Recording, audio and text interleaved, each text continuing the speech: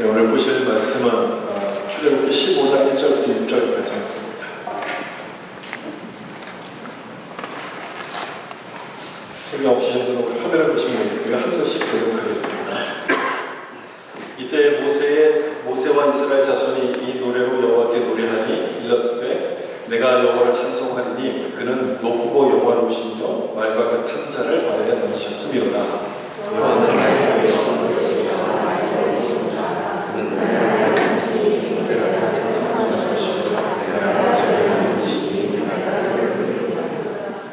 여호와는 용사시니 여호와는 그의 이름이시로다.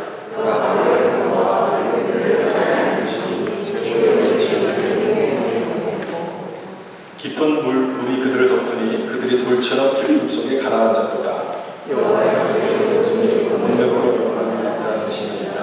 여호와의 주의 오른손이 오른손을 부수실 수 있다. 자, 이 점을 우리 같이 서서 읽고 앉는데 우리 한신체의 옆에 계신 분들의 말씀에 은혜 받으세요. 한번 인사하고 시작하겠습니다. 말씀에 은혜 받으세요. 승리의 찬송을 부르라는 제목의 말씀을 나누겠습니다. 오늘부터 새로운 장소에서 예배를 드리게 됐는데요. 오늘 본문은 그런 우리가 불러야 될 찬송을 기록하는 말씀입니다. 그동안 예배드릴 장소를 찾다가 이곳을 만나게 됐고 이곳에서 예배를 드리기로 결정이 됐는데 저는 그 모든 상황이 그동안 나눴던 출애굽했던 또 홍해에 막혀있던 이스라엘 백성들의 상황과 똑같은 상황이었다고 생각합니다. 그렇지 않습니까? 홍해에 막혀있던 그들을 하나님께서 구원해 내신 것처럼 우리에게도 어디로 가야 될지 잘 모르는 그 상황 속에서 갈 길을 인도하셔서 이곳을 오게 하셨죠. 홍해를 갈라주시고 똑같은 마음이었습니다. 바로의 추격을 받는 상황도 있었습니다. 가긴 가야 되는데 어디로 가야 될지 잘 몰랐습니다. 그 여러 가지 상황들과 변수가 많이 생겨서 뭔가 추격을 받는 것 같았고 홍해에 가로막혀 있는 그런 모습이었는데 꼭 이스라엘 백성의 모습이 우리를 보는 것 같았습니다. 그동안 나눴던 말씀이 바로 그런 마음 갖고 이렇게 좀 나눴던 말씀이고 오늘 말씀 역시도 그 모든 과정을 통과하고 났을 때 이스라엘이 주던 그 기쁨을 같이 나누는 그런 마음 갖고 이 말씀을 좀 나누려고 합니다. 여러분도 아시는 것처럼 이곳에서 교회 장소를 찾는다는 것이 굉장히 좀 쉽지 않은 일이죠. 어려운 일입니다. 장소를 찾는 것도 어렵고요. 또 찾더라도 마음에 드는 장소를 만나는 것은 더더욱 어렵습니다. 그 어려운 일을 우리가 해낸 거죠.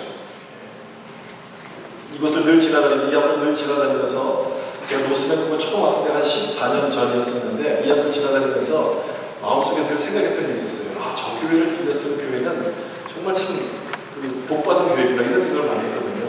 여기에서 예배를 드리면 우리가 얼마나 참 좋을까 이런 마음을 많이 갖고 지나다니던 교회였는데 딱 그 교회에 우리가 들어오게 딱 된 거였어요.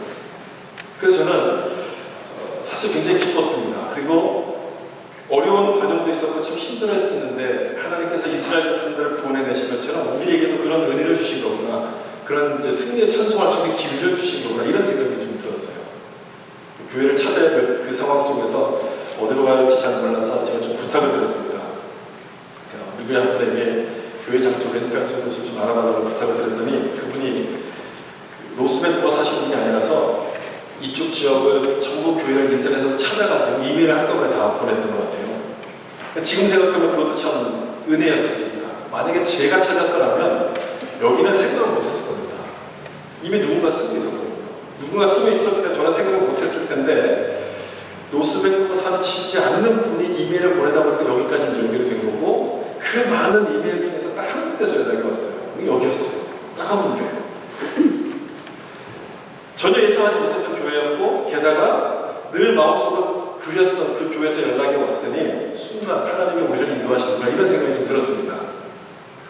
바로 이제 덥석 받으면 안 될 것 같아서 다시 한번 하나님의 뜻을 좀 물어야지 생각해서 두 가지를 좀 생각했어요.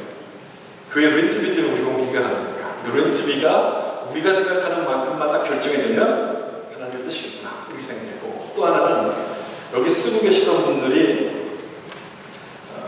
잘 얘기가 돼서 잘 정리가 된 그런 거였습니다. 근데 이 두 가지 모든 과정들이 다 됐어요. 우리가 원했던 MJ 리더 결정이 됐고, 여기 쓰시던 분들도 약간 오해가 있었는데 제가 만나서 잘 설명을 드려서 모든 오해를 풀고 또 좋은 곳으로 이렇게 찾아서 또 가시게 됐습니다. 모든 것들이 다르게 결정이 되게 됐죠. 그래서 이제 저희가 이곳에 들어오게 됐습니다. 이런 과정을 통해서 여기 오게 되다 보니까 처음에는 어디로 가야 될지 답답해서 마음이 힘들었는데 하나님께서 우리를 인도하셔서 이스라엘 백성들을 인도하시듯이 우리를 인도하셔서 이곳으로 오게 하셨다는 그런 마음이 많이 생겼습니다. 그래서 참 감사했습니다. 어젯밤에 또 예배를 준비하면서 기도하면서도 오늘 예배가 어떨지 참 기대하는 마음이 있었고요. 그리고 오늘 불렀던 이 이스라엘 백성들의 찬송이 우리가 불러야 될 찬송이 아닌가 하는 그런 마음도 사실 강하게 됐습니다. 우리 하나님께서는 이스라엘 백성만 찬송 부르도록 하시는 게 아니라 지금 우리에게도 찬송을 부르도록 인도하시는 그런 분 아니십니까?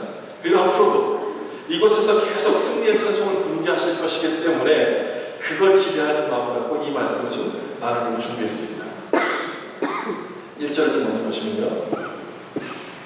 1절을 보시면 이때에 이렇게 시작했죠. 이때에 모세와 이스라엘 자손이 이 노래로 여호와께 노래를. 지금 여기서 말하는 이때는 홍해를 막 건너고 났을 때를 말합니다. 홍해를 건너고 나면 모든 게 다 해결될 거라고만 이스라엘 백성들은 생각했습니다. 그런데 바로의 군대가 따라 들어온 거죠. 그 홍해 속으로 바로의 군대가 막 따라 들어왔을 때 하나님께서는 아주 놀라운 방법을 가지고 이 바로의 군대를 물리치십니다. 바로의 군대가 타고 있던 이 병거의 바퀴를 하나님이 다 빼버리시는 거였어요. 여기 보시면 14장 25절에 그들의 병거 바퀴를 벗겨서 달리기가 어렵게 하십니다. 바퀴를 다 빼버리신 거예요. 이걸 보고 애국 사람들도 깜짝 놀라봅니다. 아, 하나님께서 뭔가 역사하시는구나. 저들이 믿는 하나님이 우리를 치는구나. 이렇게 생각이 들어서 얼른 도망가려고 합니다. 그때 뭘 하셨냐면 출애굽기 14장 26절에 여호와께서 모세에게 이르시되 내 손을 바다 위로 내밀어 우리 애국 사람들과 그들의 병거들과 마병들과 다시 흐르게 하라. 이렇게 말씀하셨습니다. 그래서 모세가 손을 들고 다시 기도했을 때 갈라졌던 물이 닫히기 하게 됐죠. 그러면 바로의 군대들은 어떻게 됩니까? 그대로 물속에 수장이 되는 겁니다. 하나님은 이렇게 이스라엘 백성들을 구원해내셨고 또한 바로의 군대를 심판하십니다. 이들을 심판하셨던 것은 하나님의 백성인 이스라엘을 괴롭혔기 때문에 그렇죠. 하나님을 대표하는 이스라엘 백성들을 괴롭혔기 때문에 그런 바로를 홍해를 통해서 하나님을 심판하셨습니다. 사실 본문의 15장 1절은 이때에는 바로 그 상황을 자성하는 것이죠. 바로의 군대가 수장돼서 사라지는 바로 그 순간입니다. 그때 이스라엘 백성들이 찬송하기 시작했어요. 모세와 이스라엘 백성들은 다 하나님을 막 찬송하기 시작합니다. 당연한 건 아닙니까? 당연한 것이죠. 홍해 안까지 기세당당하게 막 쫓아오고 있었던 그 바로의 군사들을 하나님께서 한 번에 다 물리치신 거예요. 한 번에 다 수장시키셨어요. 그 모습을 이스라엘 백성들이 봤으니 Sing 할렐루야, Sing 할렐루야. 하나님을 찬송하지 않을 수 없는 거예요. 여러분 지금 이 찬송은 여기 기록되어 있는 이 찬송은요 성경에 나오는 첫 번째 찬송입니다. 기록된 찬송 중에는 첫 번째 찬송이에요. 놀라운 것은 이 찬송이 성경의 마지막에 나오는 찬송의 내용과 똑같다는 거예요. 이게 참 놀라운 아주 신비로운 일이에요. 요한계시록 15장을 보시면 이 세상을 심판하신 다음에 어떤 일들이 있을 것인가에 대한 말씀을 기록되어 있는데 2절에 보시면 또 내가 보니 물이 섞인 유리바다 같은 것이 있고 짐승 그의 우상과 그의 이름의 수를 이기고 벗어난 자들이 유리바닷가에 서서 하나님의 권고를 가지고 짐승은 하나님을 대적한 적그리스도를 말하죠. 그들을 이긴 자가 어디에 지금 서 있습니까? 유리바닷가에 서 있어요. 유리바다. 이 바다라는 말을 잘 보셔요. 바닷가에 서 있어요. 거기서 검은 문고를 들고 뭘 하겠습니까? 무슨 노래를 불렀냐면 3절 하나님의 종 모세의 노래. 모세의 노래를 불렀어요. 어린 양의 노래를 불러 이르되 여러분 모세의 노래를 지금 부른다고 합니다. 그 노래가 어떤 노래겠습니까? 지금 우리가 보고 있는 출애굽기 15장의 노래예요. 그 노래를 지금 마지막 이 부분에서 부르고 있다는 거예요. 어떻게 그 내용이 어떤 것인가? 주여 누가 주의 이름을 두려워하지 아니하며 영화롭게 하지 아니하오니까 오직 주만 거룩하시나이다. 이렇게 찬송했다는 거예요. 이 마지막에 나오는 이 찬송을 오늘 본문인 15장 11절이 그 중에 핵심 포인트인데 이 말씀을 좀 비교해서 보세요. 출애굽기 15장 11절에서 이렇게 되어 있죠. 여호와여 신 중에 주와 같은 자가 누구니까 주와 같이 거룩하고 영광스러우며 찬송할 만한 위엄이 있으며 기이한 일을 행하는 자가 누구니까. 이게 첫 번째 찬송이고 위에 있는 게 마지막 찬송이에요. 여러분 두 가지를 좀 비교해 보세요. 뭐 표현이나 뭐 이렇게 문장의 구조는 약간 다를 수 있겠지만 그 내용을 보면 어떻습니까? 똑같은 내용 아닙니까? 똑같은 내용. 주와 같은 자가 누구입니까? 주님은 거룩하시고 위대하신 분입니다. 찬양을 받기에 합당하신 분입니다. 이렇게 지금 찬송합니다. 출애굽기 15장 말씀은 첫 번째 찬송이자 마지막 불 찬송이라는 말씀입니다. 여러분 첫 번째이면서 마지막 찬송, 그게 무슨 의미가 있겠습니까? 어떤 의미겠습니까? 우리가 계속해서 불러야 될 찬송이라는 건 아니겠습니까? 우리가 평생토록 불러야 될 찬송이라는 거예요. 어떤 내용을 찬송해야 되느냐? 여기 있는 것처럼 하나님은 위대하시고 찬양받기에 합당하신 분입니다. 다시 말하면 그 위대하신 하나님께서 우리에게 승리를 주실 것이기 때문에 하나님을 찬송해야 된다는 것을 여기서 말씀하고 있어요. 생각해보세요. 홍해에 막혀서 죽는 줄 알았습니다. 죽는 줄 알았는데 이 홍해를 갈라서 구원해 주셨어요. 그리고 뒤에서 막 따라오고 있는 이 바로의 군대를, 그 모든 원수를 다 물속에 수장시키셔서 이들을 구원해 내신 거예요. 그 무슨 말이 나오겠어요? 당연히 하나님 앞에 주와 같은 자가 누구겠습니까? 크신 주께 영광 돌리세 하나님은 찬송할 수밖에 없는 것 아니겠습니까? 또한 이 찬송을 마지막에도 부른다는 얘기는 하나님께서 우리 삶을 실패가 아닌 승리로 인도해 주신다는 그 말씀인 거잖아요. 마지막에 찬송을 부른다는 것은 승리로 인도하시는 거 아니겠습니까? 그걸 믿으면 찬양이 나올 수밖에 없는 거예요. 저절로 찬양이 나오게 되는 거죠. 찬양은 여러분 하나님께 드리는 노래입니다. 하나님께 드리는 노래예요. 출애굽기 15장 말씀에도 보면 여호와라는 말이 12번이 나오고 또 주님, 그분 이런 말을 다 합치면 40번이 넘습니다. 그 얘기는 찬양의 대상, 찬양의 주제가 다 하나님이에요. 그런 면에서 이 찬양과 노래는 다릅니다. 다른 겁니다. 똑같이 멜로디에 따라 부르지만 내 인생을 노래하는가? 그 세상의 노래가 되겠죠. 아니면 하나님을 노래하는가? 그 찬양이 되는 거예요. 이 다르기 때문에 노래를 잘해야지 찬양할 수 있는 게 아닙니다. 노래를 못해도 괜찮습니다. 이 찬양은요, 은혜에 감사하는 사람만이 부를 수 있는 것이기 때문에 나를 구원하셨고 우리에게 승리를 주시고 하나님을 믿으면 하나님을 찬송할 수 있는 거예요. 여기 2절 말씀 보세요. 여기 이렇게 되어 있죠. 2절 말씀을 같이 한번 읽어볼까요? 여호와는 나의 힘이여 노래시며 나의 구원이시로다. 그는 나의 하나님이시니 내가 그를 찬송할 것이요 내 아버지의 하나님이시니 내가 그를 높이리로다. 아멘. 여러분 누가 찬양을 한다고 되어 있습니까? 내 아버지의 하나님, 내 아버지.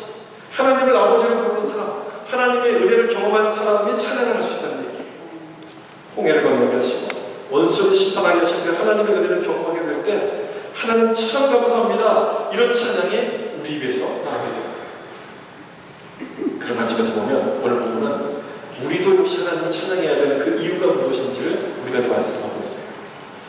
그 이유가 뭔지를 좀 몇 가지 좀 설명드리겠습니다. 첫 번째는 이것 때문이죠. 하나님은 원수를 물리치시는 분이기 때문에 하나님을 찬양합니다. 모세도 혹시 이걸 갖고 찬양했어요. 1절에 있는 말씀처럼 그는 높고 영화로우시며 말과 같은 자를 바다에 던지셨습니다. 원수를 물리치셨다는 그 말씀이죠. 여기 4절과 5절도 마찬가지예요. 4절에서 5절에서 깊은 물에 드는 덮으니 그들이 돌처럼 깊은 속에 가라앉았구나. 원수를 물리치셨다는 말씀인 거죠. 이 내용을 갖고 지금 찬양하는 거예요. 근데 이 찬송은 모세만 부른 게 아니고요, 이스라엘 사람들이 다 같이 부르는 찬송입니다. 200만이 넘는 사람들이었습니다.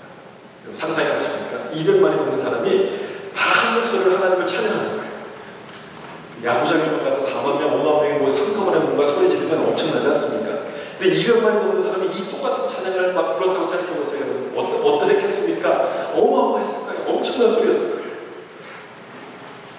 왜 이렇게 하나님을 찬송했느냐? 하나님께서 이들에게 원수를 물리치시고 이들에게 승리를 주셨기 때문에 하나님을 찬송하지 않을 수 없었던 거예요. 바로의 군대가 홍해 안까지 따라왔지만 거기서 이들을 물리치셔서 하나님을 구원해 주시지 않았습니까? 바로는 바로 이스라엘 백성을 괴롭히는 원수였습니다. 원수를 상징, 원수가 우리를 괴롭히는 시험들, 여러 가지 문제들, 바로 그걸 상징하는 거예요. 바로를 물리치셨다는 말씀은 우리 역시 마찬가지로 우리를 괴롭히는 모든 원수 문제들을 하나님께서 물리치실 것을 말씀하는 내용이죠. 그거를 우리가 믿는다면 하나님이 이렇게 하시면 우리에게도 그걸 믿는다고 우리가 뭘 해야 되는 겁니까? 하나님을 찬송해야 하나님 찬송해야 돼요. 나를 쫓아오는 원수를 물리치실 것을 믿고 그걸 믿고 하나님을 찬양해야 돼요. 주일학교 15장 2절에서 아까 우리 읽었던 말씀이죠. 거기에 이렇게 찬송하잖아요. 여호와는 나의 힘이요 노래시며 나의 구원이시구나. 그는 나의 하나님이시니 그는 나의 하나님이시니. 여러분 너무너무 멋진 말씀 아닙니까? 너무너무 멋진 그 가사 아닙니까? 그는 나의 하나님이시니. 이 찬양을 미리 만들고 연습하고 불렀을까? 아니면 그냥 불렀을까? 궁금했어요. 여러분 어떻게 생각하십니까? 미리 이 곡을 만들고 이 가사를 다 만든 다음에 연습을 한 번 다 맞춰보고 우리 이 찬양 부를 때가 됐으면 다 같이 부릅시다. 그럼 불렀을까요? 어떻게 불렀을까요? 아니었을 것 같아요. 제 생각에. 그렇게 안 불렀고 바로의 군대가 물속에 빠지는 걸 보았을 때 모두가 다 이렇게 느낀 겁니다. 모두가 다 이 마음을 느낀 거예요. 야, 바로를 심판하시는 그 하나님을 보니까 나는 부족하고 우리는 참 부족하지만 하나님은 위대하신 분이구나. 하나님은 엄청나신 분이구나. 이걸 딱 느낀 거예요. 그래서 주님은 나의 힘이요 노래요 나의 방편 구원이 되십니다. 이 찬송을 다 같이 부르게 된 거죠. 여기서 찬양이 뭔지 우리가 볼 수 있는데요. 찬양은 내가 느끼는 감정을 내가 아는 말로서 솔직하게 표현하는 것이 찬양입니다. 내가 아는 말로서 솔직하게 표현하는 것. 여러분 이 말씀 중에서 어려운 단어 있습니다. 뭘 이해가 안 되는 단어 있습니까? 없죠? 유식한 말을 써야지만 하나님이 기뻐받으신 찬양이 되는 게 아니죠. 내가 아는 말로 솔직하게 내 마음을 고백하게 될 때 그것이 하나님이 기뻐하시는 찬양이 되는 거예요. 솔직하게 고백하는 이게 포인트예요. 솔직하게. 얼마나 이스라엘 백성들이 솔직하게 고백했는지 잘 보세요. 8절에 보면 이런 말씀입니다. 주의 콧김에 물이 쌓이며 파도가 언덕같이 일어서고. 하나님이 홍해를 가르시는 장면을 지금 묘사하는데 주의 콧바람으로 갈랐습니다. 지금 이렇게 묘사하는 거예요. 여러분 얼마나 이게 솔직한 표현입니까? 아니 하나님께 이 콧김이 뭐야? 콧김이 좀 경건한 표현을 써야지. 그런 생각이 안 들잖아요. 이 말씀은. 그런 생각이 들기보다는 정말 이들이 솔직하구나. 정말 그 진솔한 마음이구나. 이런 것들이 느껴지지 않습니까? 하나님께서 원수를 물리쳐 주신 걸 보니까 기분이 너무 좋은 거예요. 기분이 너무 좋다 보니까 체면이 보고 다 그걸 떠나서 솔직하게 이 마음을 고백합니다. 주님은 콧바람도 세군요. 콧바람도 엄청 셉니다. 이렇게 지금 잘해요. 미사역을 동원하고 멋진 단어를 써야지만 하나님이 받으시는 자녀이 되는 게 아니지. 내 마음을 있는 그대로 하나님께 드리면 그게 하나님이 기뻐하시는 찬양이 되는 거예요. 여러분 홍해 스토리를 다시 한번 생각해보세요. 이 홍해 스토리를 말씀드릴 때 두 가지로 요약이 된다고 말씀드렸잖아요. 이렇게 요약이 돼요. 이스라엘 백성이 홍해를 만났다. 그런데 하나님 그 홍해를 가르셨다. 이게 홍해 스토리 전체적인 내용이에요. 두 가지로 요약이 되는데 오늘 말씀을 읽으면 여기 한 가지를 더 덧붙여야 됩니다. 이 말을 덧붙여야 돼요. 그리고 찬양했다. 이렇게 붙여요. 그리고 찬양했다.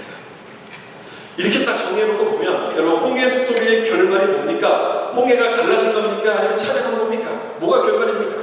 찬양했던 게 그 결론은 아닙니까? 홍해를 갈라진 것이 결론이 아니라 찬양한 게 결론이에요. 다시 말하면 홍해를 만나게 하셔서 하나님을 찬양하도록 가르치셨다는 말씀입니다. 굉장히 중요한 얘기죠. 홍해를 통해서 찬양하도록 하나님을 가르쳤어요. 홍해를 통해서. 여러분들도 인생의 홍해를 만날 때가 있을 텐데 그 홍해를 만날 때마다 이 내용을 기억하셨으면 좋겠어요. 홍해를 통해서 찬양을 가르치시는구나. 이걸 좀 기억하시면 좋겠어요. 오늘 본문이 최초의 찬양이라고 말씀드리지 않았어요? 최초의 찬양이라는 것은 그 전에는 이스라엘 백성들이 찬양할 줄을 몰랐다는 거예요. 출애굽을 했을 때만 해도 찬양했다는 기록이 없습니다. 400년 동안 노예 생활하다가 풀려났습니다. 자유의 몸이 됐어요. 그러면 여러분 당연히 하나님을 찬양하는 게 맞는 건 아닙니다. 당연히 찬양해야 되는데 안 해요. 찬양을 안 합니다. 정확히 말하면 찬양할 줄 몰랐던 거죠. 그랬더니 이들이 홍해에 막히고 원수에 쫓기다가 극적으로 구원을 딱 받고 나니까 하나님을 찬양하기 시작해요. 그제서야 하나님을 찬양하기 시작해요. 누가 시킨 것도 아닌데 스스로 하나님을 막 찬양합니다. 여러분 그렇다면 홍해를 만나게 하신 이유가 뭔지 이해가 되지 않습니까? 뭘 가르쳐 주시려고? 찬양을 가르쳐 주시려고. 찬양하는 사람이 될 것을 가르쳐 주시려고 이 홍해라는 고난을 주신 것입니다. 설교를 들어서 되는 것도 아니고 배워서 되는 것도 아니고 원수를 물리치신 하나님을 딱 보면 되는 거기 때문에 은혜를 느끼면 되는 거기 때문에 그거를 직접 보도록 이렇게 만들어주신 거예요. 직접 보게 하셔서 막혔던 찬양의 삶을 터지도록 하나님 이렇게 만들어주신 거예요. 그래서 하나님은 때로 홍해와 같은 고난을 이스라엘에게도 주시고 우리에게도 주시는 거죠. 우리에게도 마찬가지죠. 우리에게 역사하시는 하나님을 느끼게 될 때 찬양이 터져나오기 때문에, 하나님을 바라보기 때문에 때로는 바로의 추격을 받도록 이렇게 내버려 두시는 거예요. 그리고 여러분, 홍해에 막히고 바로의 군대가 여러분 추격한다면 여러분 뭘 하셔야 되겠습니까? 우린 뭘 해야 합니까? 하나님을 찬송해야 돼요. 찬송해야 돼요. 위기에 쫓길수록 불안할수록 하나님을 더 많이 찬송해야 돼요. 왜 그러냐? 우리는 결론을 아는 사람이니까. 여기 있는 말씀처럼 결론을 아는 사람이기 때문에. 홍해의 결론이 찬양으로 끝나게 된 것처럼 내 앞을 가로막고 있는 그 홍해의 결말은 어떻게 끝날 겁니까? 찬양으로 끝날 것이기 때문에, 우리의 승리로 말미암아 끝나게 하실 것이기 때문에 그걸 믿고 하나님을 찬송해야 돼요. 그래서 저는 아무나 찬양하는 게 아니라고 생각해요. 아무나 찬양할 수 있는 게 아닙니다. 여러분. 노래를 잘한다고 찬양할 수 있는 게 아니고요. 하나님께서 원수를 물리칠 것을 믿는가, 이런 믿음이 있는 사람이 찬양하는 거예요. 믿음이 있는 사람. 그리고 그런 사람은 고난 중에도 찬양해요. 고난 중에 결론을 아니까, 하나님께서 영광 받으시고 여호와는 나의 힘이고 나의 노래시고 나의 구원이라는 결론을 아니까 그 믿음을 갖고 하나님을 찬송하는 겁니다. 그 믿음으로. 여러분에게 그런 믿음이 있습니까?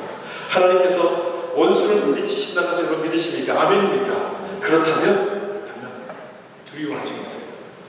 물러서지 마세요. 불평하지 마세요. 두려워할 것이 아니라 승리해 주시는 하나님을 바라보며 더 열심히 찬양하는 그런 성도들이 되어야 될 줄로 믿습니다. 두 번째로, 모세는 이것 때문에 찬양합니다. 말씀대로 행하시는 하나님을 보았기 때문에 찬양합니다. 우리가 찬양해야 되는 이유도 마찬가지죠.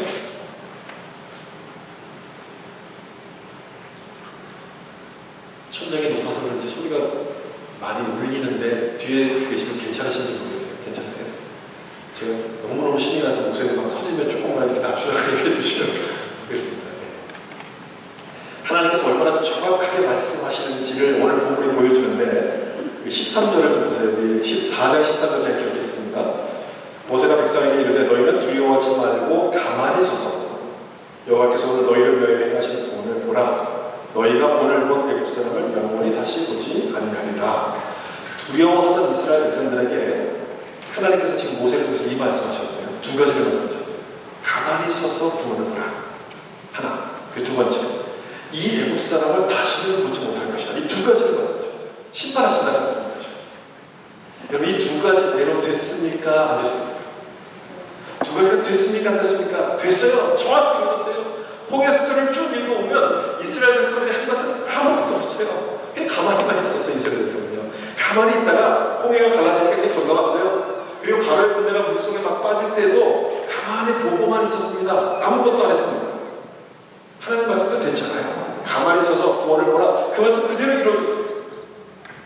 사실 이 애국 군사가 홍해로 따라 들어가는 것 역시 하나님께서 말씀하신 대로 이루어졌던 일이었습니다. 여기 14장 17절 보시면 내가 애국 사람들의 마음을 완악하게 할 것인즉 그들이 그 뒤를 따라 들어갈 것이라. 이 말씀대로 된 거 아닙니까? 하나님 말씀하신 대로 그대로 그렇게 됐어요. 그래서 그들이 홍해에 들어가서 심판을 받는 동안 이스라엘 백성들은 뭘 했느냐? 가만히 서서 구경만 합니다. 구경.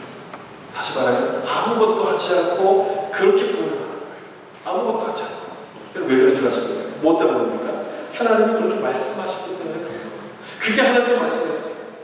우리에게도 마찬가지죠. 아무것도 하지 말고 예수를 믿기만 하면, 예수를 믿기만 하면 하나님의 자녀가 된다고 말씀하신 거 아닙니까? 그것 때문에 우리가 아무것도 안 해도 믿음으로 구원을 받게 되는 거예요. 하나님 말씀대로 하시는 분이에요.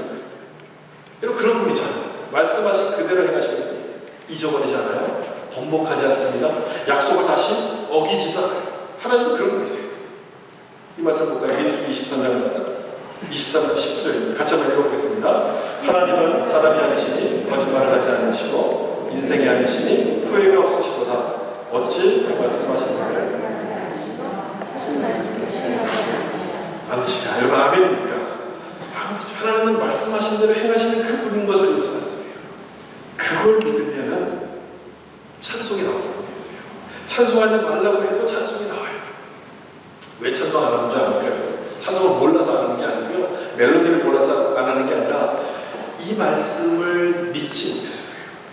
하나님에 대한 믿음이 없으니까 찬송이 나오지 않아요. 이스라엘 백성들도 이제까지 찬송이라는 것을 해본 적이 없는 사람들이에요. 해보지 않았는데 그런 사람들인데 하나님께서 말씀하신 대로 이루시는 것을 딱 보니까 저절로 찬송해요. 저절로. 누가 시켜서 한 게 아니라 가르쳐줘서 한 게 아니라 믿음이 딱 생기니까 찬송을 하게 됩니다. 그것도 잠깐 하고 만 것이 아니라 1절부터 18절까지 계속 찬송을 합니다. 그 내용 좀 보실까요? 5절에서 15장 5절. 깊은 물이 그들을 덮으니 그들의 돌처럼 깊은 물속에 가라앉았다. 애국 군대를 심판하신 것을 찬양하죠. 그 다음에 10절을 보시면 주께서 바람을 일으키심에 바다가 그들을 덮으니 그들이 거센 물에 나무같이 잠깁니다. 5절 내용을 다시 한번 반복해서 지금 찬송합니다.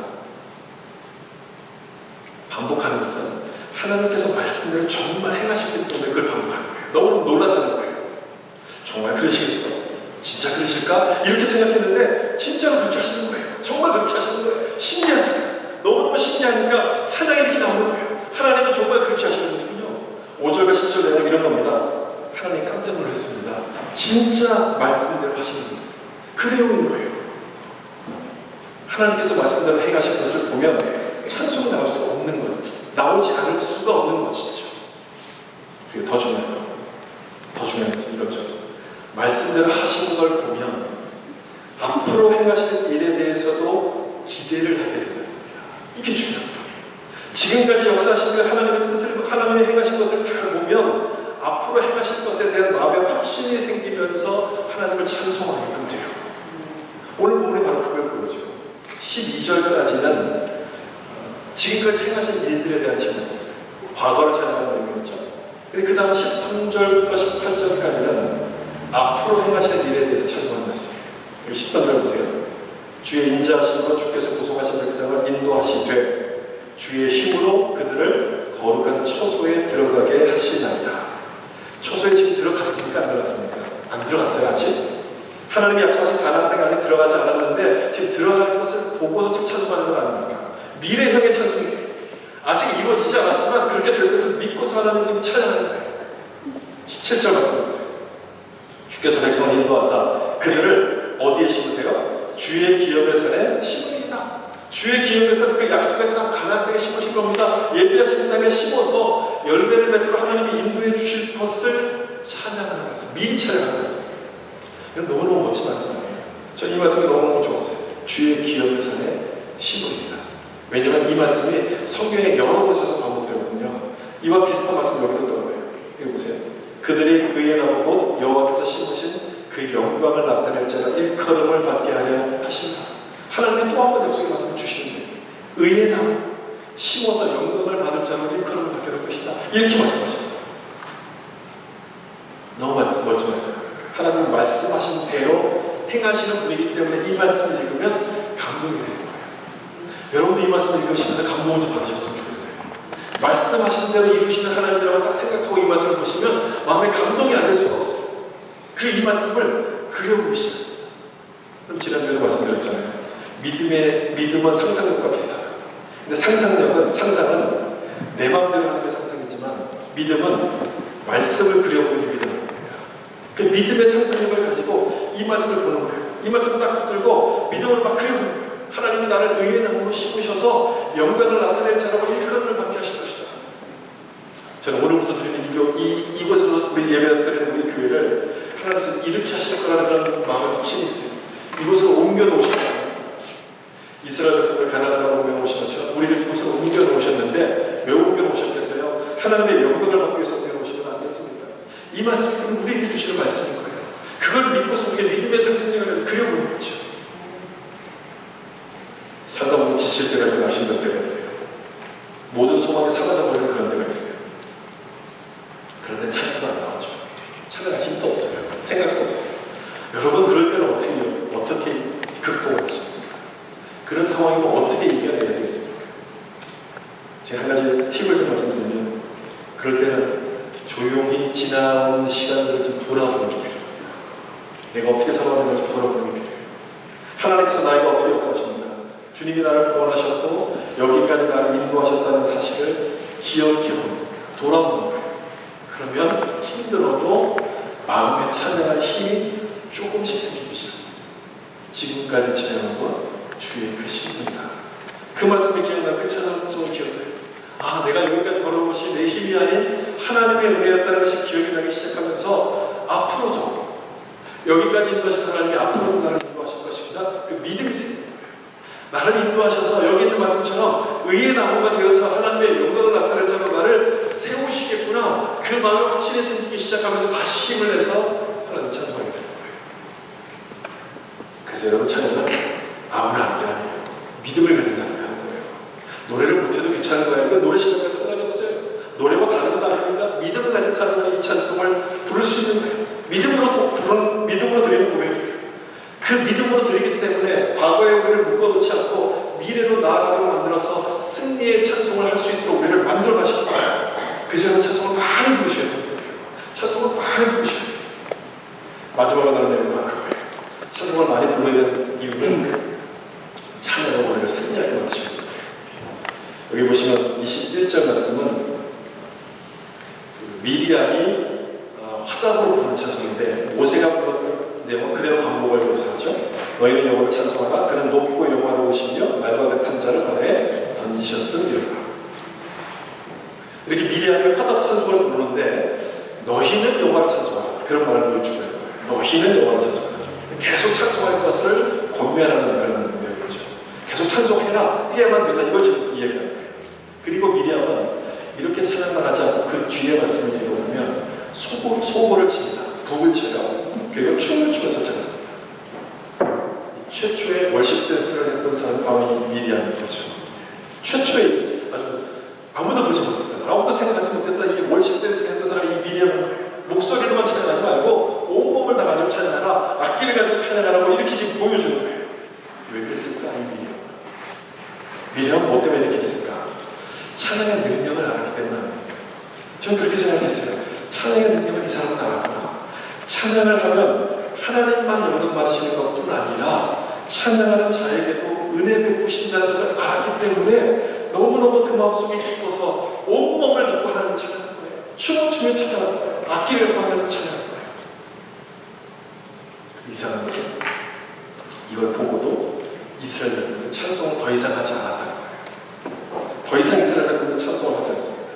광야를 지나가는 그 40년 동안에 찬양했다는 기록은 하나도 없어요. 이상하지 않아요. 찬양을 하나님이 얼마나 기뻐하신다는 걸 알지 않았습니까? 이 사람들은요. 보았지 않았습니까? 그럼에도 불구하고 이 찬양했다는 기록은 없어요. 그 대신 불편하고 원망했다는 기록만 있고요. 그러다가 40년을 광야에서 다 보내고 거기서 죽어요. 참 이상한 모습이에요. 왜 그랬을까? 참 이상한 어리석은 모습을 보여요. 그런데 이 말씀을 보세요. 그 이스라엘 백성들의 모습과 정 반대가 되는 모습이 여기 나오는데, 역대하 20장 21절 22절인데요. 유다와 여호사밧이 모압과 암몬의 군대를 무찌르는 이기는 장면을 기록한 말씀인데, 어떻게 이겼는가를 잘 보셔야 됩니다. 백성과 더불어 의논하고 노래하는 자들을 택하여 거룩한 예복을 입히고 군대 앞에서 행진하며 여호와를 찬송하여 이르기를 여호와께 감사하사 그의 임재하심이 영원하도다 하게 하셨더니, 그 다음 같이 읽겠습니다. 그 노래와 찬송이 시작될 때에 여호와께서 복병을 두어 유다를 치러온 암몬 자손과 모압과 세일산 주민들을 치게 하심으로 그들이 이겼습니다. 여러분, 어떻게 이겼습니까? 찬송을 부름으로써 이기게 되죠. 찬송을 부르면서 이겼어요. 무기 한번 쓰지 않고 활 한번 쏘지 않고 이겼어요. 22절을 다시 보시면 그 노래와 찬송이 시작될 때에 하나님의 싸우기 시작하시던 말씀이었어요. 얼마나 좋은 말씀입니까? 이 말씀이요. 우리가 기도할 때 붙잡아야 될 아주 좋은 말씀 아닙니까? 하나님께서 우리에게도 그렇게 하신다고 생각을 해보세요. 내가 하나님을 찬송하기 시작할 때 하나님 나를 위해서 싸우시는구나, 이걸 믿으면, 이 사실을 마음속에 확실히 들어오면 하나님은 찬양하지 않을 수가 없는 거예요. 하나님은 계속 찬양하게 돼요. 찬양하지 말라고 다 하게 되죠. 그래서 여러분, 찬송을 많이 부르셔야 돼요. 찬송에 이런 능력이 있다는 것을 믿고서 찬송을 불러보셔야 돼요. 많이 부르셔야 돼요. 찬송할 때 하나님의 능력이 나에게 임할 것이고 어둠의 권세가 떠나가게 된다는 것을 믿으셔야 됩니다. 멜로디를 모르면 가사라도 열심히 따라 부르셔야 돼요. 모르는 찬송을 왜 할까? 물론 모르는 걸 하는 것은 너무 똑같은 것만 하면 재미없으니까 자꾸 바꾸는 거거든요. 그러니까 모르는 거 나오는데 여러분, 가사를 열심히 따라 부르시면 돼요. 그러다 보면 나도 모르게 이제 익숙해져요. 몰라도, 멜로디를 몰라도 가사를 열심히 따라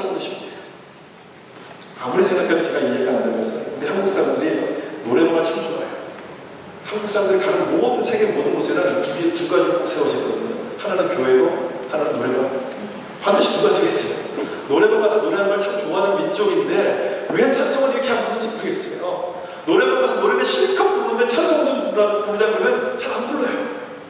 왜 이렇게 찬송을 안 부르는지 모르겠어요. 찬송을 부르면 하나님이 복을 주신다고 말씀하시죠. 찬송할 때 하나님이 싸우신다고 말씀하시죠. 안 부를 이유가 없는 것 아닙니까? 찬송을 우리가 좀 많이 불러요. 오늘 우리가 아까 불렀던 그 찬송 주가 일하시네. 여러분이 모르실까봐 한 찬송을 계속 한 달 정도 이렇게 계속 불러가고 생각하고 부르는 중이에요. 주가 일하시네, 주가 일하시네. 하나님을 가까이 하는 자들에게 신실하게 꾸준히 우리를 위해서 일하신다는 그 찬송의 가사예요. 그 찬송을 계속해서 불러보세요. 생각이 바뀌기 시작했어요. 우리 마음이 바뀌는 거예요. 요즘 유튜브가 하도 발달해서 그 찬송가 전체 곡이 다 유튜브 안에 다 있어요. 딱 마음을 정하시고 하루에 10곡씩 찬송가를 처음부터 끝까지 한번 불러보겠다. 마음을 정하고 한번 불러보세요. 성경 통독은 우리가 잘하잖아요. 여기 이 찬송가는 안 부르는 시작을 하겠어요. 찬송가도 내가 1장부터 한 600 몇 장까지 있으니까 한번 10장씩 불러보겠다. 마음을 딱 정하고 이렇게 막 불러보세요. 모르면 유튜브 찬양 들으면서 불러보세요. 찬양 중에 임하신 하나님의 능력이 뭔지 여러분 경험하시면 되는 거예요. 그 하나님의 능력을 경험하시는 거예요. 꼭 불러보세요. 무디 목사님하고 같이 사역을 했던 찬양 사역자 중에 쉔키라는 사람이 있어요. 어느 날 이 쉔키가 배를 타고 가는데 이 찬양 사역자님을 알아보고 찬송을 부르라고 부탁을 했어요. 그 배 앞으로 가서 선한 목자 되시는 예수의 이 찬송을 쉔키가 불렀어요. 그 찬송이 끝나고 났더니 한 사람이 이 쉔키에게 이렇게 물어요. 혹시 남북 전쟁에 참여하지 않았습니까? 쉔키가 난 북군으로 참여했었습니다라고 얘기했더니 그 사람이 이렇게 얘기를 또 합니다. 저는 남군으로 참여했는데 당신을 본 적이 있습니다. 북군인 당신을 보고 내가 총으로 쏘고 있는데 그때 오늘 불렀던 이 찬송을 바로 당신이 불렀습니다. 선한 목자 되시는 거죠. 그 찬송 부르는 걸 보고 도무지 쏠 수가 없어서 제가 그만뒀습니다. 그런 고백을 하는 거였어요. 여러분 이것이 찬양의 능력을 말해주는 이야기가 아니었습니다. 찬양의 능력, 찬양하는 자에게 하나님이 주시는 은혜는 바로 그런 건 아니었습니다. 찬양은 믿음의 고백이기 때문에 찬양을 하게 될 때 담대함이 생기는 거예요. 하나님의 은혜가 우리가 임하는 거예요. 하나님의 보호하심을 우리가 임하게 되는 거예요. 이 찬양은 믿음의 기도이기 때문에 우리가 찬양하게 될 때 하나님이 들으시고 그 사람에게 하나님의 은혜를 베풀어 주시는 거예요. 찬송을 우리가 불러야죠. 마음이 힘들고 어려운 분이 있다면 이 말씀을 믿고 찬송을 불러보셨으면 좋겠어요. 찬송을 많이 부르셨으면 좋겠습니다. 내 문제를 하나님께서 해결해 주실 것이라고 믿고 찬양을 한번 해보세요. 불편 대신에 하나님께 나와 함께 하신 하나님을 묵상하면서 하나님을 찬송해보세요. 어찌 복을 주시지 않겠습니까? 내 문제가 풀어지는 놀라운 기적을 베풀어 주실 줄로 믿습니다. 다시 한번 15장 2절 말씀 보세요. 이 말씀 우리 같이 한번 읽어보고 그 말씀 마치겠습니다. 시작. 여호와는 나의 힘이요 노래시며